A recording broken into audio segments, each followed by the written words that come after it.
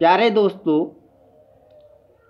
हमारे channel NCERT books coaching online में आपका स्वागत है। NCERT class 10 subject science chapter number 6 जैव प्रक्रम के पार्ट 3 में मानव में वहन पर बात करेंगे। चलिए, मानव में वहन के अंदर हम बात करते हैं सबसे पहले रक्त नलिकाएं। हमारे शरीर में परिवहन के कार्य को संपन्न करने के लिए विभिन्न प्रकार की रक्त नलिकाएं होती हैं। ये 3 प्रकार की होती हैं।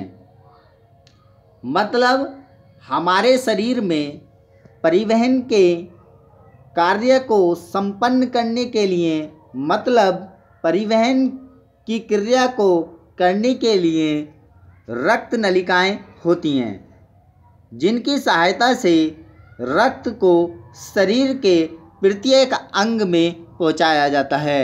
ये 3 प्रकार की होती हैं। नंबर 1, धमनी। वे रक्त वाहिकाएं जो रक्त को हृदय से शरीर के अन्य भागों तक ले जाती है, धमनी कहलाती है। बच्चों, हम कह सकते हैं रक्त वाहिकाएं जो रक्त को हृदय से शरीर के अन्य भागों तक ले जाती है। मतलब ऐसी रक्त वाहिकाएं जो हृदय से रक्त को ले जाकर अन्य अंगों तक पहुंचाती हैं, जैसे महाधमनी, फुफ्फुस धमनी आदि। चलिए बच्चों, इसके बाद हम बात करते हैं नंबर 2, शिरा। वे रक्त वाहिकाएं जो रक्त को शरीर के अन्य अंगों से हृदय तक लेकर आती है, शिराएं कहलाती हैं, जैसे महाशिरा, फुफ्फुस शिरा आदि।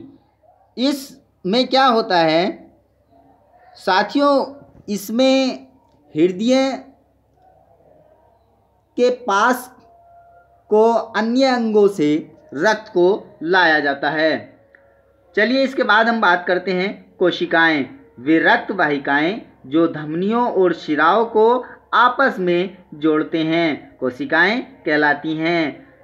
ऐसी वाहिकाएं जो कोशिका को और धमनियों को आपस में जोड़ने का कार्य करती हैं, कोशिकाएं कहलाती हैं। चलिए बच्चों, इसके बाद में हम नया टॉपिक ले लेते हैं, धमनी और शिरा में अंतर। काफ़ी हद तक यह एग्ज़ाम में पूछा जाता है, बोर्ड एग्ज़ाम में काफ़ी बार आ चुका है। चलिए, धमनी और शिरा। तो धमनी में हम बात करते हैं हृदय से रक्त को शरीर के अन्य भागों तक पहुंचाने वाली रक्त नलिका को धमनी कहते हैं। हम बच्चों पर भी पढ़ चुके हैं और यहाँ भी पढ़ रहे हैं। चलिए दोबारा समझ लेते हैं। नंबर 1, हृदय में रक्त को शरीर के अन्य भागों तक पहुंचाने वाली रक्त नलिका को धमनी कहते हैं। शिरा में देखते हैं बच्चों। नंबर 1, शरीर के अन्य भागों से रक्त को हृदय तक लाने वाली रक्त नलिका को शिरा कहते हैं। चलिए नंबर 2, धमनी के अंदर देखते हैं बच्चों। शिरा की तुलना में धमनी की मोटाई पतली होती है। शिरा में देखते हैं नंबर 2, शिराओं की मोटाई अधिक होती है। धमनी में देखते हैं नंबर 3, इसकी आंतरिक गोलाई कम होती है। शिरा में इसकी आंतरिक गोलाई अधिक होती है। नंबर 4, धमनी में देखते हैं, इसमें रक्त दाब ऊंचा होता है। शिरा में देखते हैं नंबर 4, इसमें रक्त दाब कम होता है।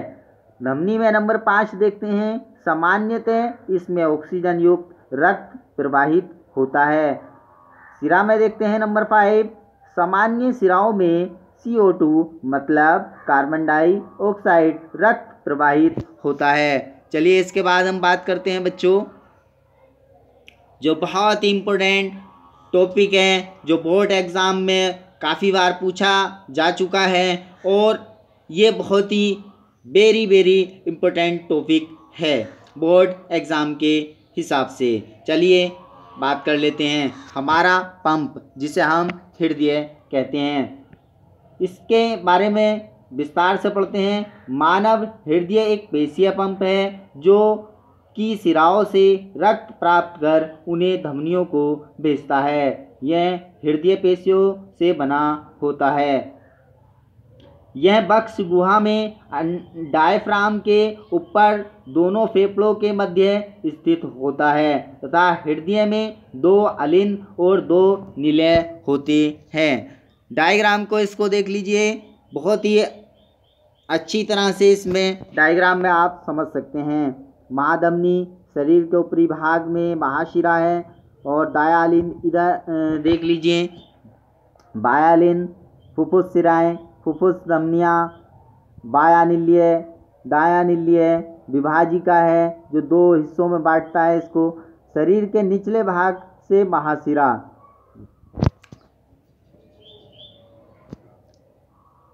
इसके बाद अगली हेडिंग, अगला टॉपिक है दोहरा परिसंचरण। हमारा हृदय रक्त को हृदय से बाहर भेजने के लिए प्रत्येक चक्र में 2 बार पंप करता है और रक्त 2 बार हृदय में आता है। इस क्रिया को ही दोहरा परिसंचरण कहते हैं। हम कह सकते हैं बच्चों, हमारा जो हृदय है वो रक्त को हृदय से बाहर भेजने के लिए प्रत्येक चक्र में 2 बार पंप करता है और रक्त को 2 बार हृदय में आता है। इस क्रिया को ही दोहरा परिसंचरण कहते हैं। चलिए आगे बात करते हैं दोहरा परिसंचरण के। ये हमारा डायग्राम है, इसको समझ लेते हैं। फुफ्फुस के लिए फुफ्फुस धमनी होती हैं, फुफ्फुस केशिकाएं हैं यहाँ पर बीच में, आप देख लीजिए डायग्राम के। फुफ्फुस से फुफ्फुसीय सिरा ये कहलाता है, सिरा से महाशिरा, और इधर साइड में देखिए शरीर को महाधमनी, और बीच में यहाँ नीचे देखिए फुफ्फुस के अलावा शरीर के अंगों में केशिकाएं। ये धागे नुमा छोटी छोटी जो छल्ले नुमा दिखाई दे रही हैं, ये हमारी केशिकाएं कहलाती हैं। चलिए अगला टॉपिक हमारा रक्तदाब। रुधिर वाहिकाओं में रुधिर वाहिकाओं के विरुद्ध जो दाब लगता है उसे रक्तदाब कहते हैं। अक्सर आपने अपने ब्लड को कभी रोका होगा तो उसका ब्लड का जो प्रेशर होता है वह उसका रक्तदाब कहलाता है। चलिए अगला पॉइंट देख लेते हैं। रक्तदाब के प्रकार। रक्तदाब 2 प्रकार का होता है।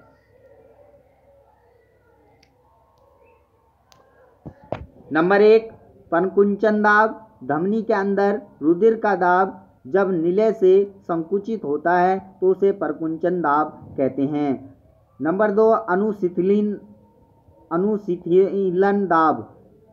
निलय अनुशिथिलन के दौरान धमनी के अंदर जो दाब उत्पन्न होता है उसे अनुशिथिलन दाब कहते हैं। चलिए नोट पॉइंट देख लेते हैं। नंबर 1 सामान्य परकुंचन दाब लगभग 120 मिलीमीटर पारा तथा अनुशिथिलन दाब लगभग 80 मिलीमीटर पारा होता है। नंबर 2 स्फाइगनोमीटर नामक यंत्र से रक्तदाब नापा जाता है। वेरी इम्पोर्टेंट है। स्फाइगनोमीटर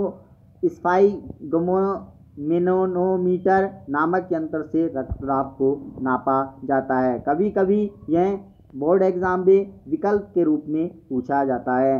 चलिए इसके बाद हम नया टॉपिक देखते हैं, रक्त कोशिकाएं। हमारे रक्त में 3 प्रकार की रक्त कोशिकाएं होती हैं। नंबर 1 श्वेत रक्त कोशिका जिसे हम WBC भी कहते हैं। नंबर 2 लाल रक्त कोशिका जिसे हम RBC कहते हैं। नंबर 3 प्लेटलेट्स जिसे हम पट्टिकाड़ू भी कहते हैं। चलिए हम देख लेते हैं श्वेत रक्त कोशिकाओं का कार्य है। यह हमारे शरीर में बाहरी तत्वों या संक्रमण से लड़ती है। यह हमारे शरीर में बाहरी तत्वों या संक्रमण से लड़ती है। अगला पॉइंट है लाल रक्त कोशिकाओं का कार्य है। लाल रक्त कोशिकाएं हीमोग्लोबिन की बनी होती हैं जो रक्त को लाल रंग प्रदान करता है या करती हैं। इसके बाद हम बात कर लेते हैं प्लेटलेट्स का कार्य है। रुधिर में प्लेटलेट्स कोशिकाएं होती हैं जो पूरे शरीर में भ्रमण करती हैं और रक्त दाब के स्थान पर रुधिर का थक्का बनाकर मार्ग अवरुद्ध कर देती हैं। आज के लिए बच्चों इतना ही।